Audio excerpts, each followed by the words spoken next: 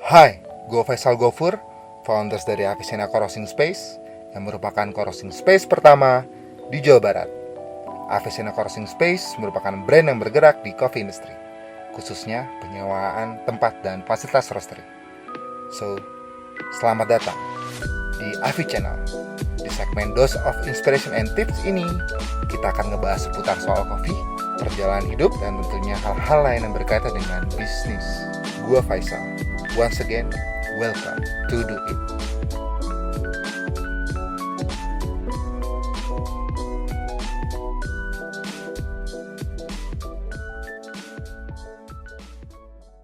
Oke, balik lagi di segmen Dose of Inspiration and Tips di part kedua bersama Bray dan Dimas. Ya, di segmen ini selanjutnya kita akan kita akan ngobrol-ngobrol lagi soal kita apa sih yang paling lo inget di zaman kuliah sih?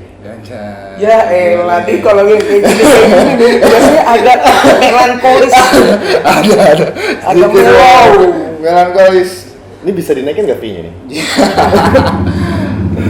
Selama kalian kuliah, kita bareng kuliah di yang jangan sebut lah ya, kampusnya Trisakti. Suatu universitas swasta Ya, di Grogol. Jalan Kaitapa nomor 1 gitu ya. Jalan Kaitapa nomor 1. Apa momen terbaik kalian di kuliah, semasa kuliah? secara pribadi.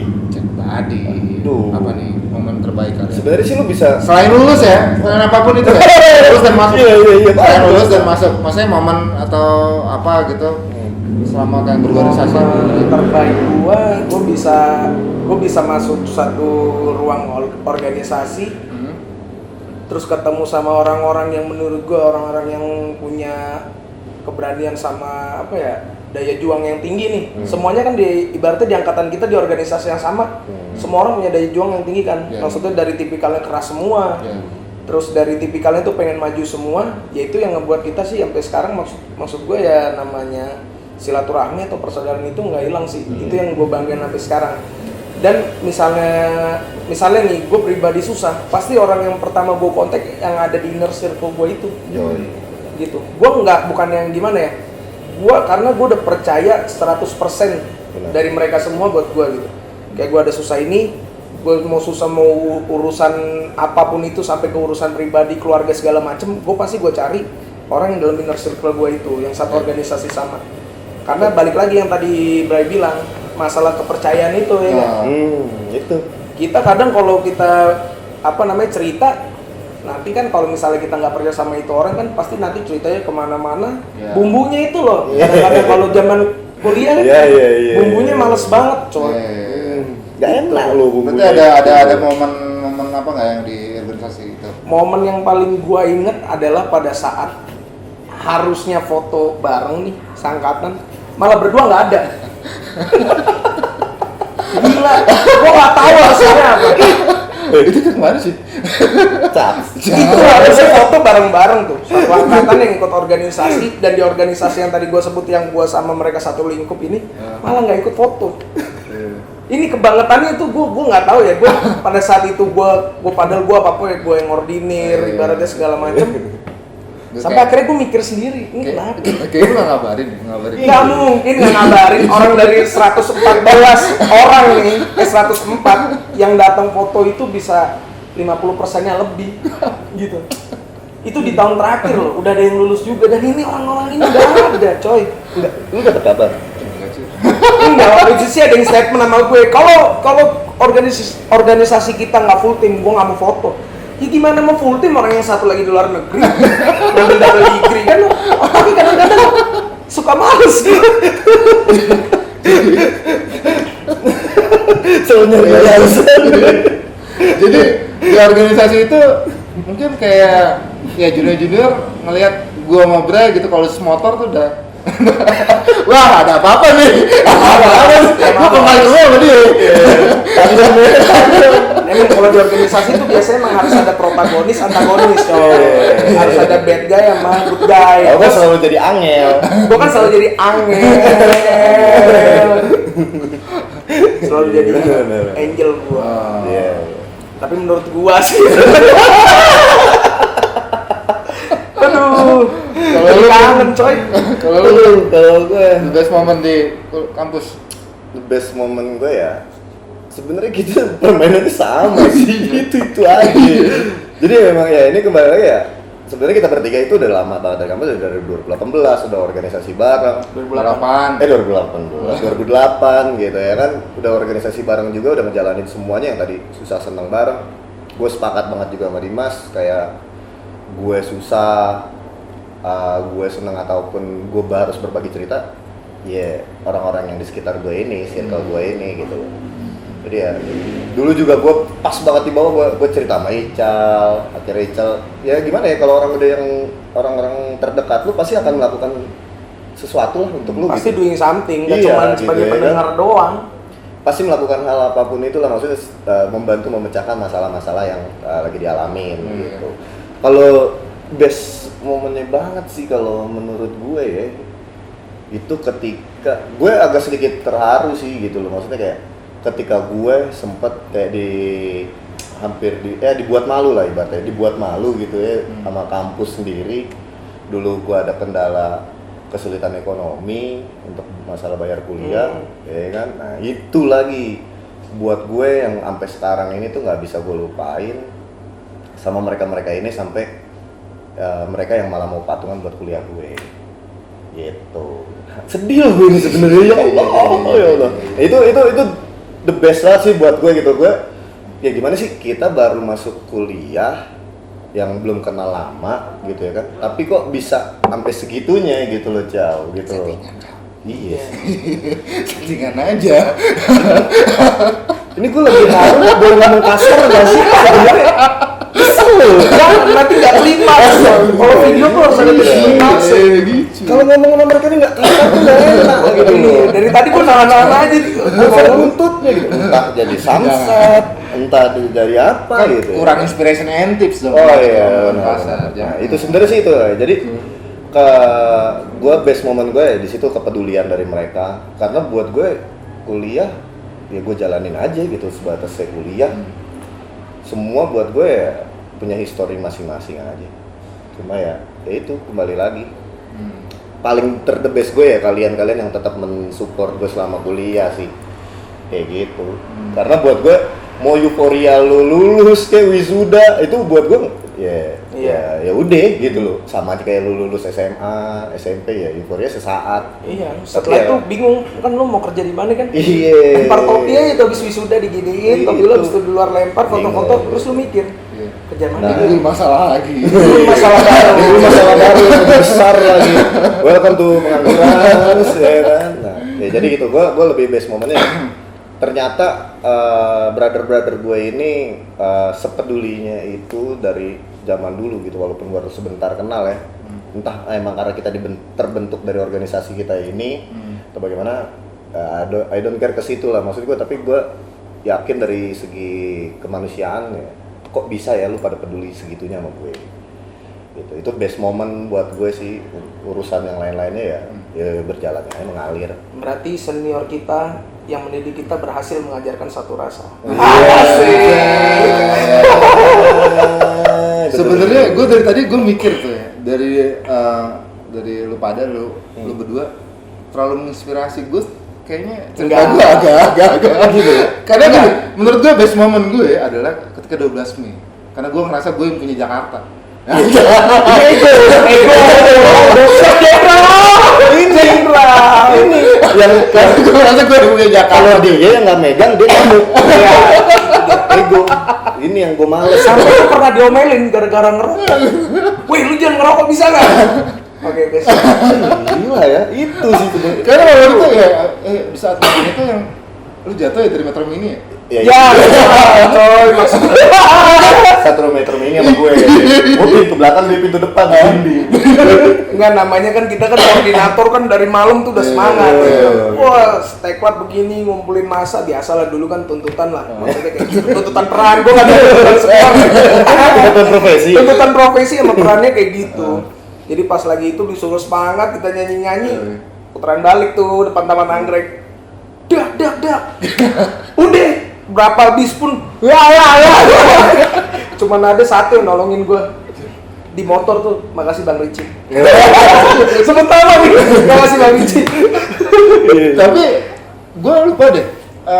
Kok pas yang dari kok bisa jebolin ini sih? Jebolin tol? Jebolin tol karena Waktu itu saya yang agak sedikit. Enggak. Iya, jadi pas dipakannya gue bilang pas 12 Mei itu udah kayak pas kita angkat Jakarta dulu nih. Kita Awal. paling bawah, Awal. udah ada di bawah kita satu. Bawah satu. Udah ada di bawah kita satu, Yang lu jatuh lah, kan itu jebolin tol. itu ngejebolin tol. Lewat Tol tol Jakarta cuy, Iya. motor masuk. Motor masuk, Kapan lagi? motor di bawah. Motor di bawah tuh bukan. Waktu itu sih ada itu sebenarnya historinya, Cak. Gue Iya, iya. Jadi ya waktu itu kan Dimas juga sebagai koordinator segala macam gitu ya. Gua kan orangnya bermain sama semua kalangan ya. Maksudnya dalam artian kayak lo mau dari anak motor kayak mau dari mana kayak gitu ya kan, gue nongkrong main. Dan gue alhamdulillah punya kenalan gitu loh, bukan punya pegangan atau apapun itu ya. Maksud gue punya kenalan orang daerah, kalau kampus kita kan di Jakarta Pusat. Cempaka Putih. Coba putih pusat ya, masuk pusat. Serius lu. Nah, tapi kita mau masuk tolnya itu di daerah Sunter ya. Ya, utara. Ya kan. Nah, gua ada kenalan orang utara gitu loh. Dan ini kenalan gue bukan orang yang berseragam gitu loh, bukan orang yang berseragam, orang biasa-biasa aja gitu, cuma minta telepon, "Bang, minta izin acara kampus begini." Oh ya udah lewat Pak. Begitu. Jadi tuh 2 tahun berturut-turut sih lewat tol itu. Tahun pertama karena kan kondisinya kita tuh masih sebagai hitungannya kayak peserta lah. Benar. Ngumpulin junior kita yang di bawah kita yang belum masuk ke organisasi sebanyak mungkin. Kita cuma ngikut tuh apa komando senior yang namanya.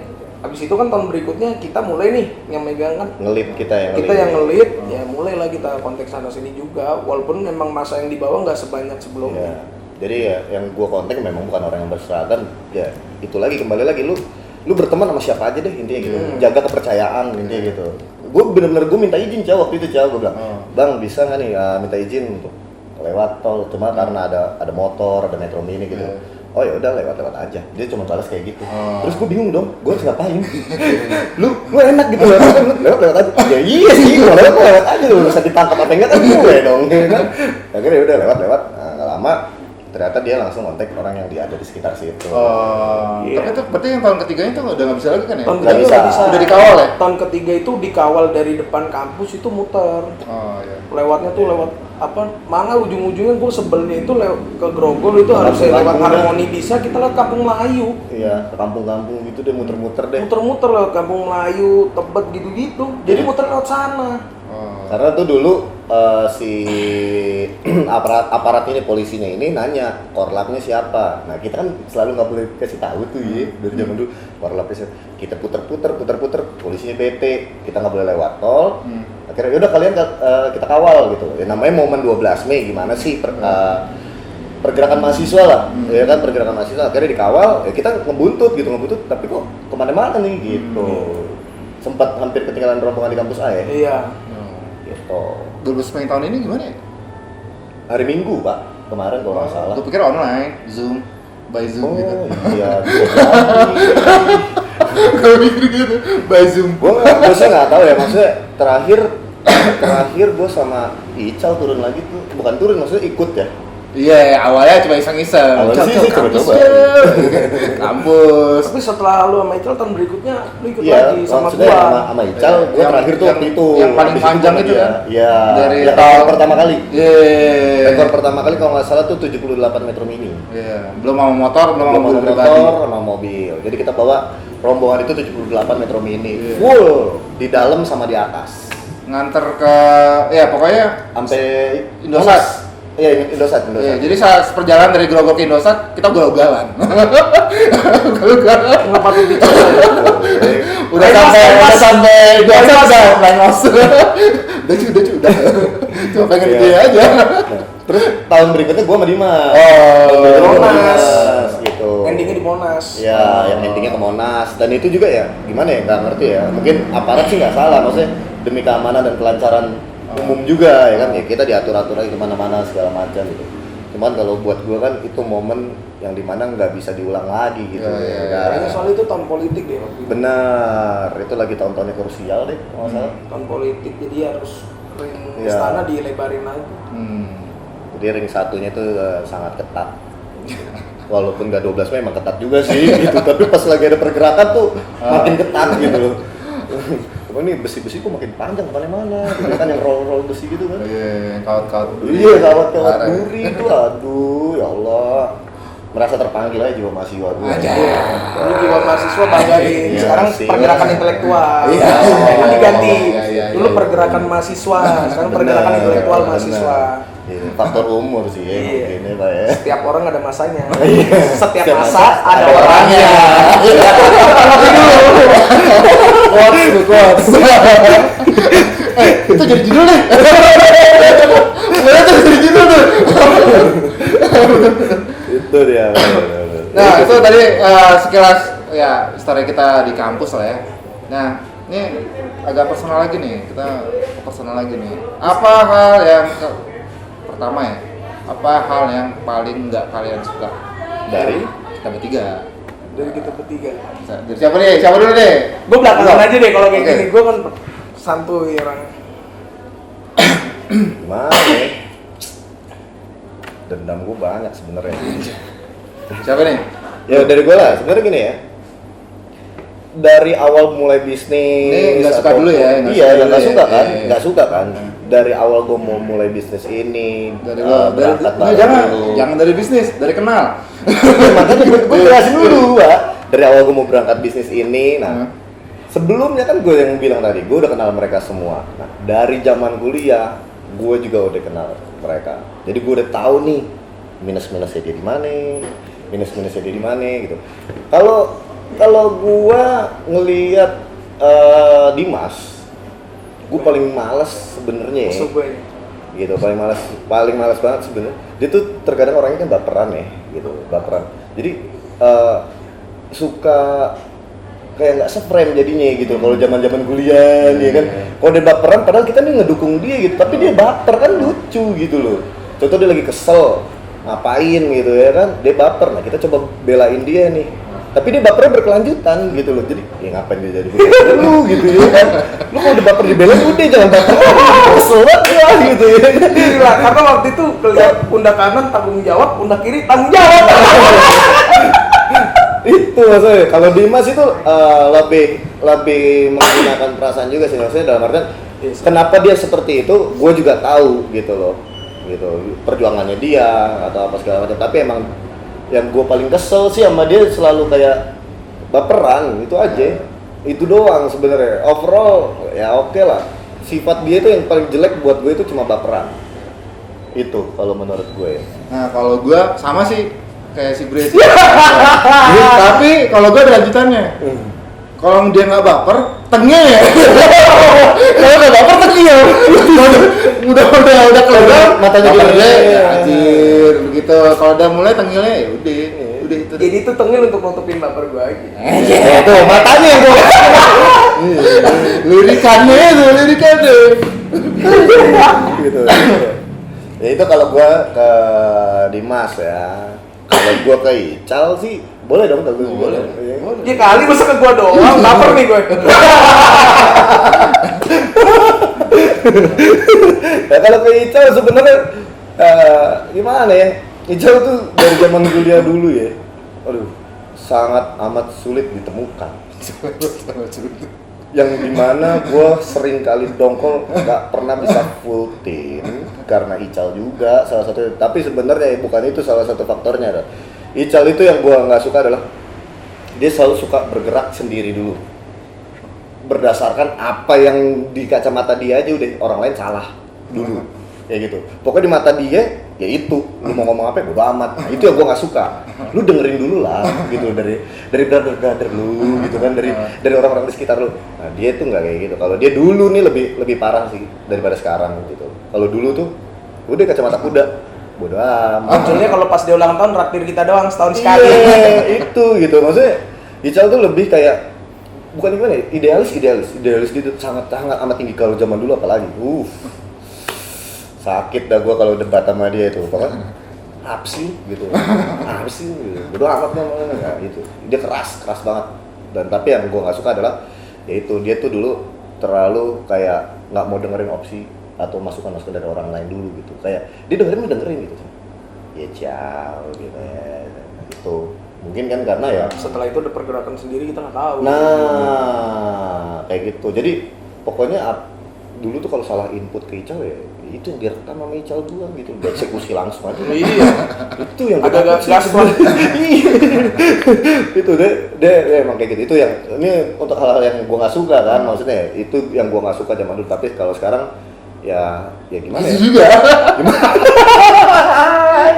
Enggak lah. Kalau sekarang pasti tetap ada perubahan. Walaupun Ical juga punya sudut pandang sendiri ya. Kembali lagi. Ical sama gue sama-sama tipikal yang sangat keras gitu loh, ya kan. Tapi ya ada yang reduce. Cuma kalau sekarang lebih bisa dicerna dulu. Iya sih, gitu loh kalau sekarang. Faktor umur. Bisa jadi gitu, ya kan. Sekarang kalau iya juga sih. Tapi, kalau udah ada tapinya panjang lagi deh tuh. Gue males banget. Gitu. Temperamen sih dia emang dari dulu memang temperamen. Tapi temperamennya dia pasti ada tujuannya. Ada maksud dan tujuannya. Gak sembarangan dia. Itu sih kalau gue. Berarti nextnya gue nih. Iya. Kan gue udah lo sebut tentang ya. Gitu. Ya,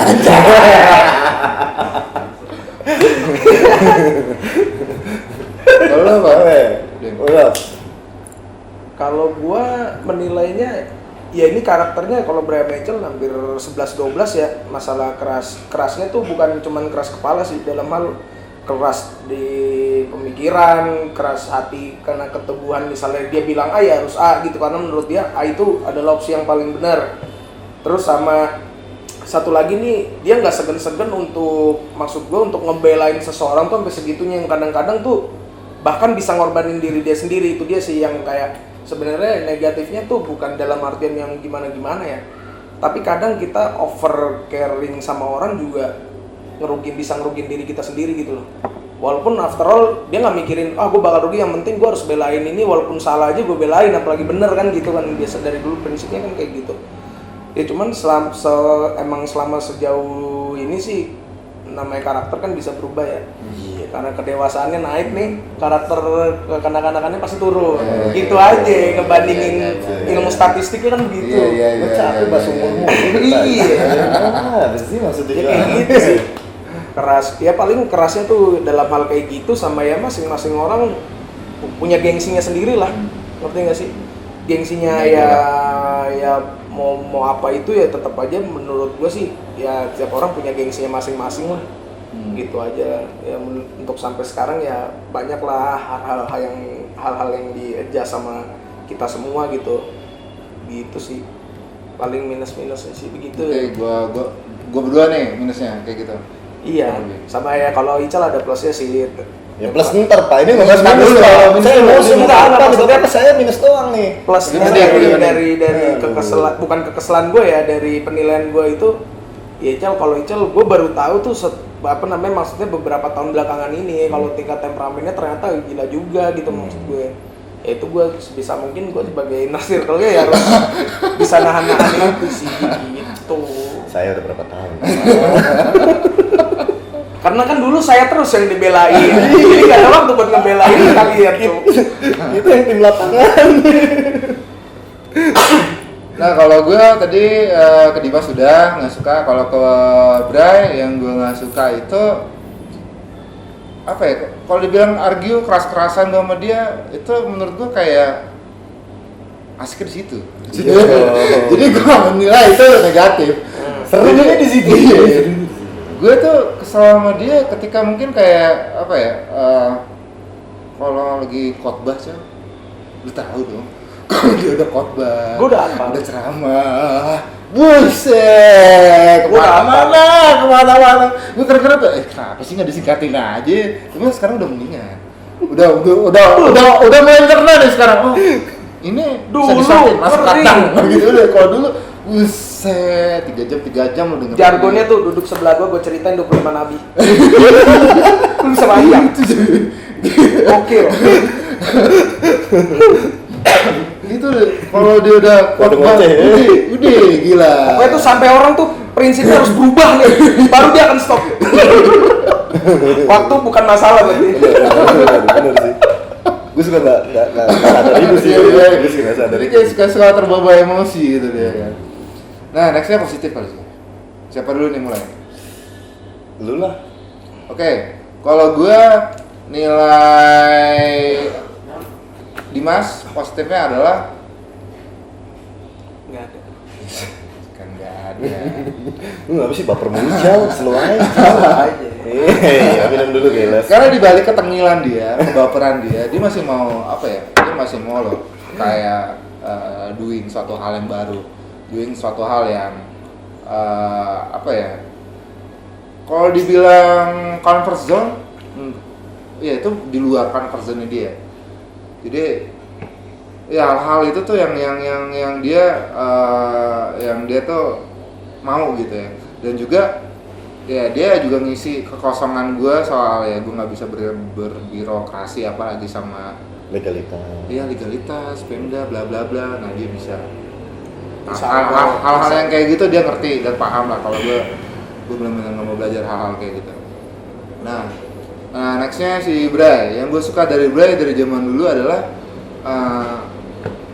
apa ya, ulet sih. Parah sih. Cacing dong yuk. Iya, cacing. Ulet bau. Ada izinnya ya? Ada izinnya nggak? Kalau cacing jual cacing. Perizinan. Jualan cacing izin sama emak.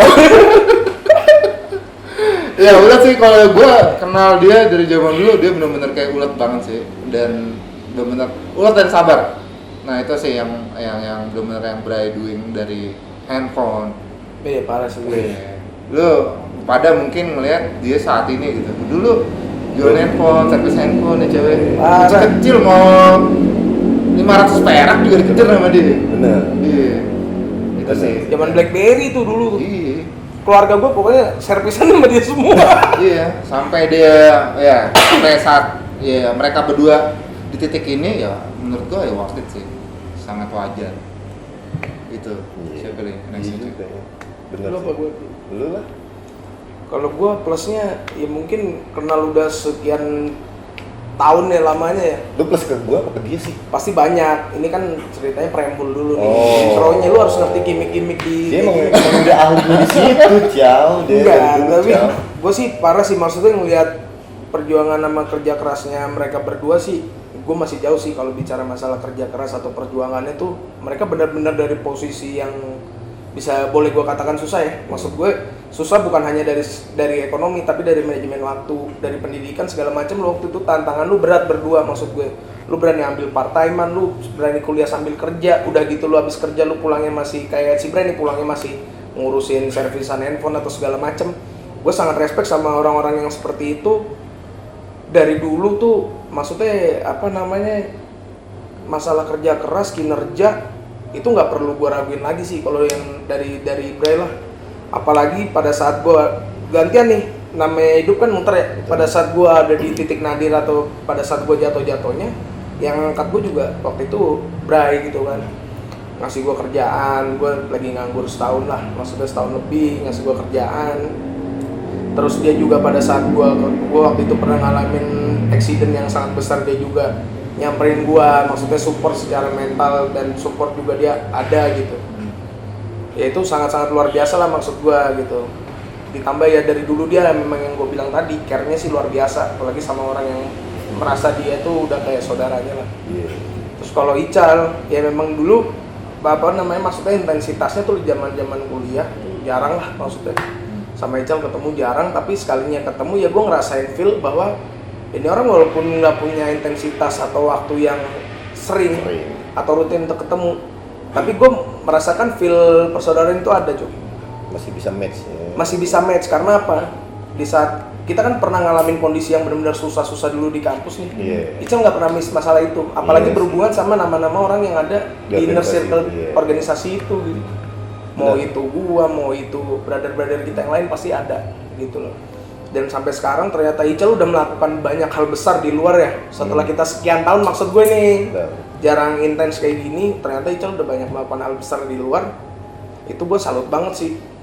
Maksudnya dengan kendala atau personality atau problem yang Ical punya segala macam, gue kesampingkan itu, bukan berarti gue nggak peduli, tapi gue lihat Icalnya. Gitu dari dulu mereka berdua sih untuk masalah kerja keras sih udahlah nggak ada obatnya lah maksud gue. Karena gue dulu zaman kuliah gue fair aja, gue cuma nerima enaknya, apa dibiayain, apa difasilitasin kan segala macam. Dan sekarang ya saatnya setelah masa-masa kuliah itu sudah selesai, menurut gue masa tanggung jawab orang tua gue juga udah selesai kan gitu. Jadi zaman dulu pernah ada paradigma yang negatif tentang Bre sama Ical, apalagi Bre ya dulu karena dianggapnya terlalu keras atau segala macam, sampai ada omongan yang kayak gitu. Gue selalu percaya bahwa dia adalah kebalikannya dari yang orang ngomongin itu. Di saat 1000 orang nggak percaya sama Bre, gue akan menjadi satu orang yang sangat percaya sama dia. Gitu aja. Gue masuk di 999. Iya, orang yang nggak percaya. Paling kayak gitu sih. Ada. Gue nih ya gue langsung ke Dimas lah ya. Dimas kayak yang tadi dia bilangin gitu. Dulu ada di mana fase orang hampir keseluruhan nggak percaya sama gue. Tapi ini real nggak ngada-ngada karena kita juga nggak ada briefing. Tapi dia orang satu-satunya yang percaya sama gue. Gitu loh. Dia orang satu-satunya doang yang percaya sama gue dan dia mau ngejalanin itu kalau gue ada di situ, kasar gitu loh. Dia mau ngejalanin itu kalau ada gue di situ. Kalau nggak ada gue dia nggak mau. Sampai segitunya. Nah, dari situlah gue berjanji sama diri gue dan sama dia nih waktu itu. Gue bilang, Dok, kalau ada apa-apa sama lu, gue orang yang pertama paling depan. Kayak gitu. Nah, jadi gue cukup melihat hal yang kecil ataupun sedikit dari orang-orang circle gue ini, itu udah buat jadi poin plus yang nutupin semua keminus-minusannya gitu ya. Gitu. Kalau buat gue sudut pandang gue secara personal ya. Jadi lebih baik lu berbuat positif ke semua orang karena positif itu akan menunjukkan negatif lu semua sih. Iya. Kayak gitu. Jadi ya mau kayak gimana pun juga ya kayak Dimas itu walaupun cuma sebatas antah organisasi atau apapun itu, tapi buat gue itu sangat berharga, suatu kepercayaan yang besar. Ibaratnya 1 banding 100 orang gitu, atau 1 banding 1000 orang. Jadi satunya ini cuma Dimas doang sendiri dulu pada saat itu. Ya itu kalau dari Dimas yang positifnya. Dan lebihannya lagi kalau kayak Dimas itu gini loh, dia itu sebenarnya dari dulu korban dari kita semua, dalam arti kayak gimana nih, Suspek. dia terlalu baik sih gitu loh, serius terlalu baik. Makanya gue bilang dia sebenarnya korban gitu. Dari zaman acara kampus, organisasi atau apapun, pasti kalau mau kemana-mana mobil harus mobil Dimas, ya kan. Anak-anak nggak mau ngeluarin duit, ATM Dimas. Ya, pokoknya mobil itu udah dibilang itu mobil organisasi kita, ATM Dimas, ATM organisasi kita, kayak gitu ya. Dan dulu gue sebenarnya bisa nyetir, tapi gue selalu bilang gue nggak bisa nyetir gitu karena gue mau tidur di mobil. Jadi sebenarnya dia tuh orangnya cukup sabar, dan dia lebih orangnya kayak berbesar hati, lebih banyak ikhlas. Ya gue mah ikhlas aja lah gitu. Itu Dimas lebih banyak ya gue ikhlas aja lah.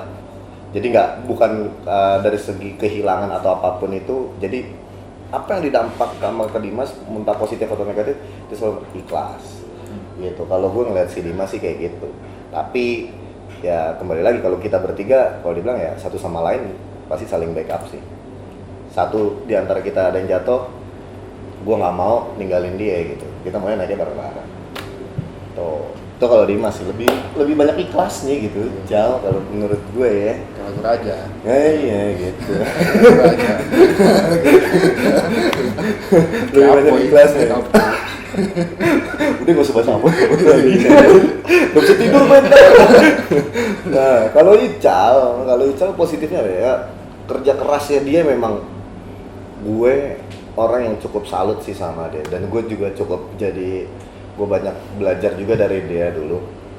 Kasar katanya nih, dulu dia tinggal di Grogol, kerjanya tuh di bandara. Kalau lu punya mobil nggak apa-apa. Kalau zaman dulu ada ojol nggak apa-apa, gitu. Iya kan? Naik motor, Pak. Naik motor. Itu yang bikin kita juga makanya susah ketemu sama Ical, karena schedule-nya dia juga sulit, gitu. Dan jarak tempuh kerja dia juga sangat jauh, dan itu buat gue, lu ngapain sih? Lu betah banget, gitu. Kok lu betah banget, gitu loh.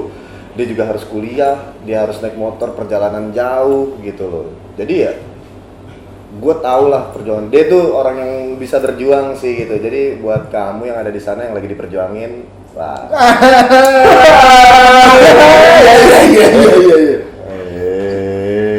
Ini kayak acara rumah Uya. Ini lama-lama.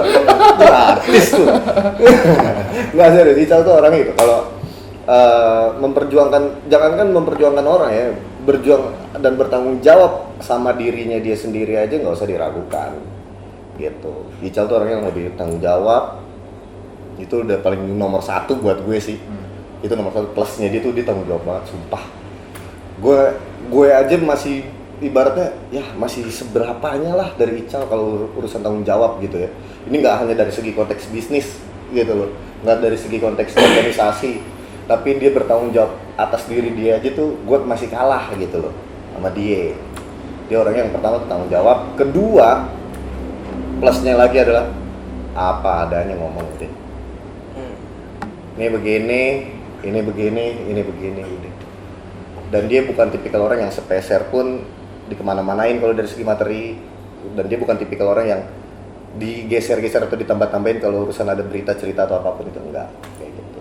Jadi itu positifnya Ical tuh di situ sih, kalau lebih tanggung jawab, lebih ya apa Dia cocok adanya. lah jadi calon bapak. Ya, jadi sekali lagi buat kamu yang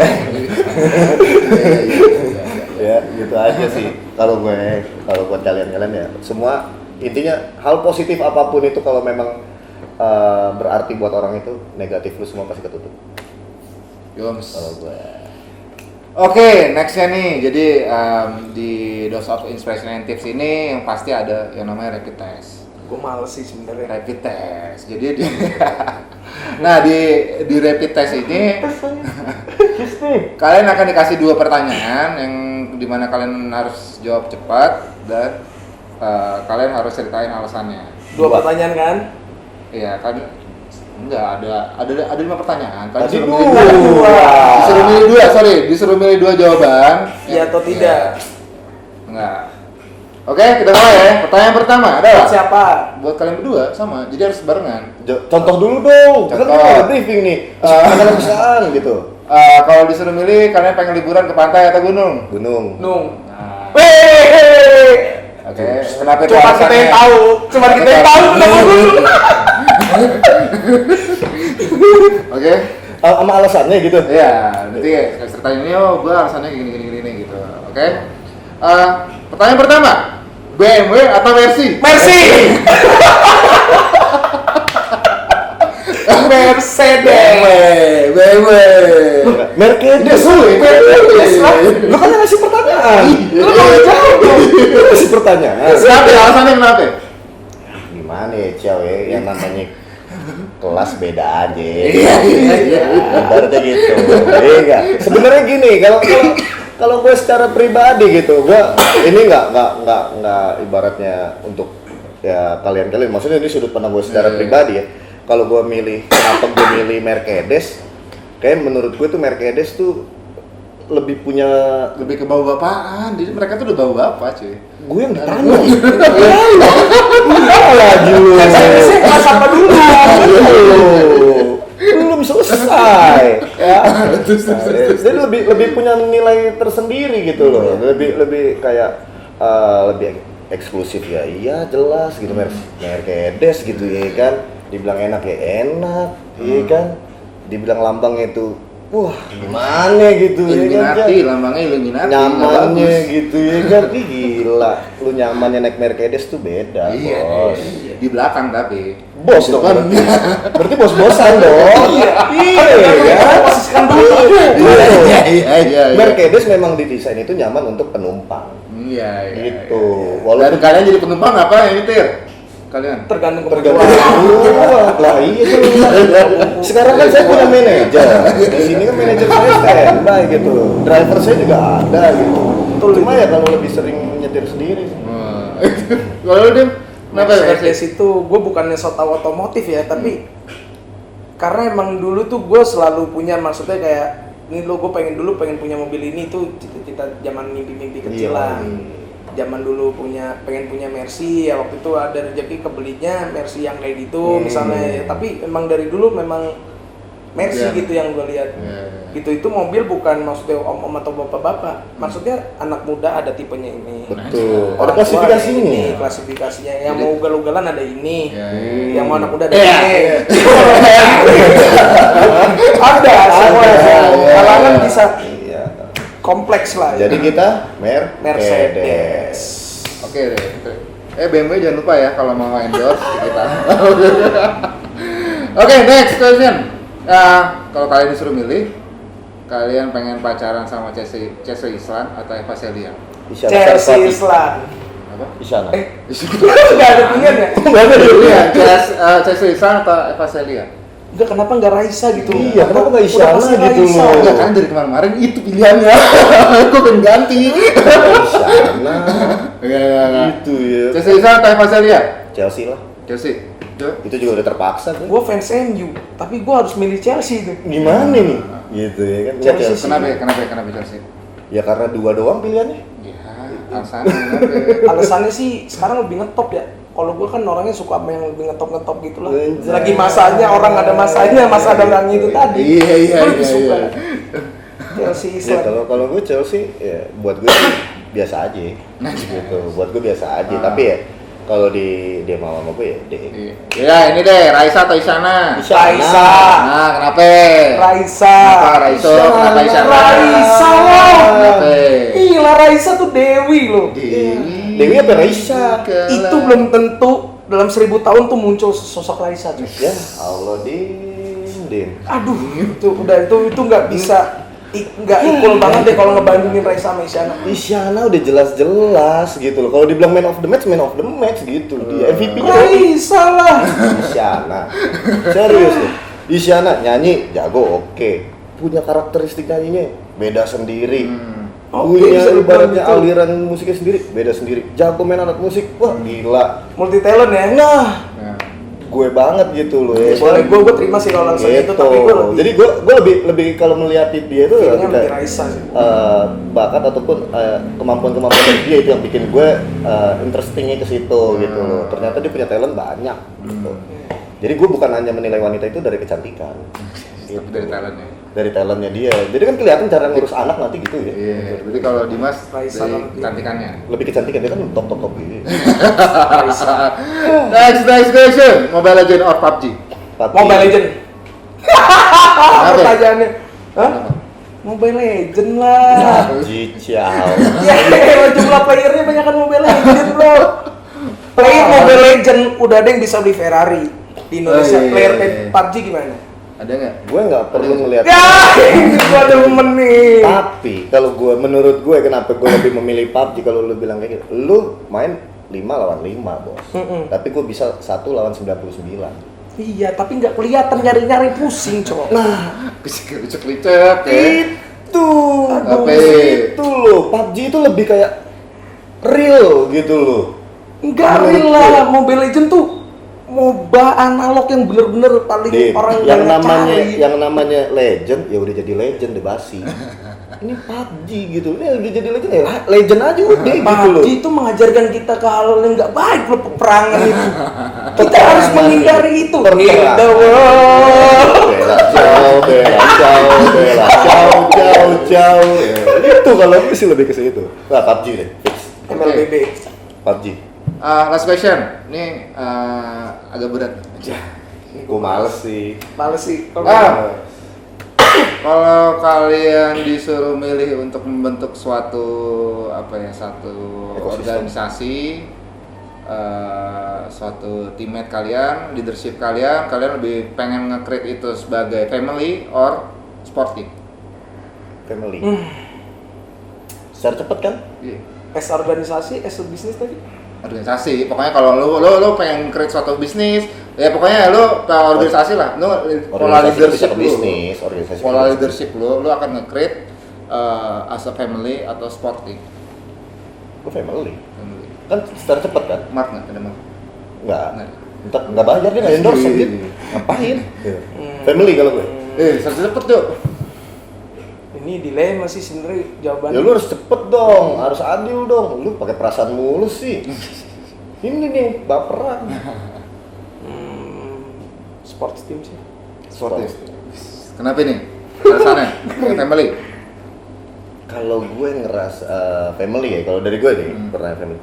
Kalau gue family, gue akan lebih punya kayak meningkatkan sense of belonging gue. Rasa memiliki Gue tuh lebih kuat gitu loh. Gue kayak ngerasa sekarang gini ya, kalau lu jadi seorang leader pun nggak akan bisa jadi apa-apa atau nggak akan bisa bergerak tanpa ada yang ada di bawah. Gitu. Jadi buat gue yang di bawah ini gue nggak pernah bilang karyawan, nggak pernah bilang tim support atau apapun itu, gue lebih menyebut mereka adalah partner gue juga. Gitu loh. Mereka bagian dari gue juga. Jadi gue lebih menganggap ya jadi keluarga ya sama lah. Gue selalu gimana ya sama partner gue nih, gue selalu coba care gitu. Apa sih lu lagi kenapa, lu lagi kenapa? Nah, itu gue lebih ke arah ke family, makanya gue milih. Oke. Jadi ada approach yang dimana harus kita lakukan secara family, tapi gue minta juga secara profesional ketika kembali ke job desk, mau organisasi atau apapun itu. Gitu. Kalau lu, Rudims? Ya kalau gue sih lebih ke sports team tuh dalam artian begini ya. Maksud gue kan kalau ngebangun organisasi atau bisnis kan prinsipnya kan udah jelas gitu ya. Planning, organizing, controlling, sama leadership ya. Kayak gitu-gitu itu udah suatu hal yang mutlak gitu maksud gue. Kenapa gue bilang sports team? Karena balik lagi. Jadi kalau di saat seseorang dalam suatu bagian itu udah dia nggak produktif atau misalnya dia sudah tidak bisa menjalankan job desk-nya lagi, ataupun dia juga melakukan yang hal-hal yang mungkin menurut kita adalah bertentangan dengan norma bisnis atau organisasi kita, lebih mending dia out dengan catatan ini bisnis akan atau organisasi ini akan lebih sehat tanpa adanya dia. Karena itu yang gue pelajarin dulu juga pada saat organisasi itu kayaknya pasti ada orang-orang begitu, tapi akhirnya seleksi alam gitu. Walaupun bukan dari kita nih sebagai leader atau apa yang pokoknya mulai besok lu gua cut atau segala macem, enggak. Tapi kan kita pasti menimbang dulu nih, melihat kinerja atau segala macem. Gue sepakat maksudnya dengan personal approach atau pendekatan personal, family, gue sangat-sangat sepakat. Tapi namanya sesuatu tuh kalau misalnya ibaratnya dari dari satu mobil ada 4 roda nih, satu udah nggak fungsi atau misalnya udah botak atau bocor kan otomatis harus ganti juga. Iya, bahaya. Biar tetap running gitu maksud gue. Tapi gue sangat sepakat maksud gue dengan konsep family itu pasti akan gue bawa. Tapi as a sports teamnya tuh dalam hal-hal yang misalnya seperti itu tadi gue contohkan. Kalau ini nantinya nggak bisa mencapai goals, ya mau nggak mau. Kalau gue lebih prefer ke sport team sih. Kenapa? Karena alasannya di tim olahraga itu family, kekeluargaan itu akan terbentuk dengan profesionalitas posisinya masing-masing. Kalau gue prefer itu. Nah, oke. Jadi itu obrolan kita pada kali ini. Jadi kalau misalkan ada yang pengen tahu lebih soal siapa sih background Avicenna, siapa sih orang-orang behind Avicenna, ya orang-orang inilah gitu. Dan kasih quote dong. Buat kalian berdua. Gue balikin males. Atau kasih tips ataupun apapun buat yang nonton kita. Tim? Pokoknya sih ya belajar, kalau gue ya belajar dari pengalaman aja.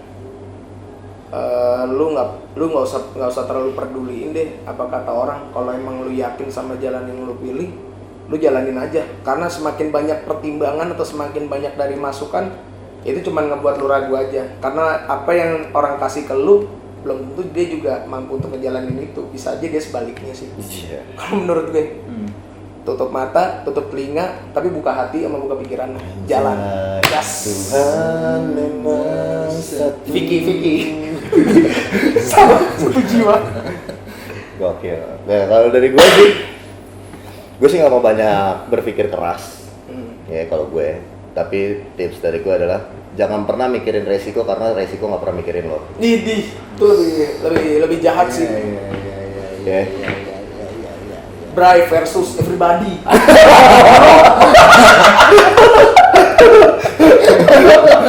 Jangan pernah mikirin resiko. Karena gue mikirin si resiko nggak pernah mikirin gue gitu. Ngapain gue mikirin? Aduh. Stres gimana sih? Ya gitu, kuat juga. Jadi itu kembali lagi mau memulai apapun bukan berarti lu mengesampingkan resiko, enggak. Tapi kalau lu mikirin resikonya terus nggak akan jalan. Apapun itu rencana lu. Jadi jangan pernah mikirin resiko karena resiko nggak pernah mikirin lu. Mantap. Oke, thank you banget buat kalian yang udah nonton. Baik lagi ya, video konten di episode kali ini. Avicenna backgroundnya orang-orangnya siapa sih? Ya ini bertiga ini, tanpa ya dan tim pastinya, tapi nggak sama bang. Nggak sama bang. Nah, buat kalian semua nextnya mereka berdua akan bikin konten. Jadi please support kalau mereka berdua akan bikin konten di Avicenna channel ini. Oke? Jangan lupa subscribe dan nyalain loncengnya. Thank you. Bye. Thank you.